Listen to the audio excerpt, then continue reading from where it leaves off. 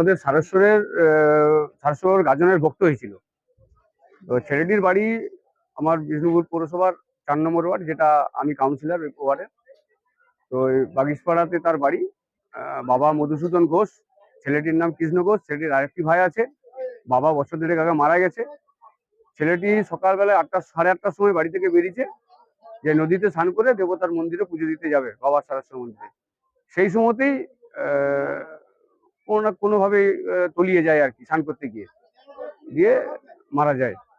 তো আমাকে আমাদের এমএলএ সাহেব তন্ময় ঘোষ আমাকে খবর দিল যে এরকম একটা ঘটনা ঘটেছে, শুনেছো? আমি না, আমি তখন ক্যাম্পেনে গেছিলাম। দিয়ে বলছে তুমি তাহলে কোথায় রয়েছে? আমি এক্ষুনি যাচ্ছি। কোথায় যাচ্ছি? বলো হাসপাতাল আছে, আমি এক্ষুনি যাচ্ছি। দিয়ে এসে দেখি যে হ্যাঁ, ওরই ছেলে।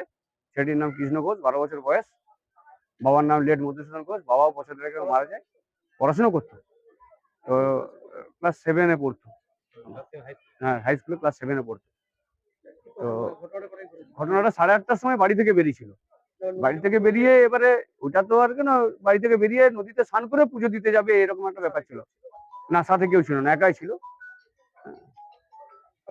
আমার নাম শ্রীকান্ত ব্যানার্জি, কাউন্সিলর বিষ্ণুপুর পৌরসভা, ওয়ার্ড নম্বর 4। ছেলের বাড়ি বাগিসপাড়ায়, আমার ওয়ার্ডেই বাড়ি।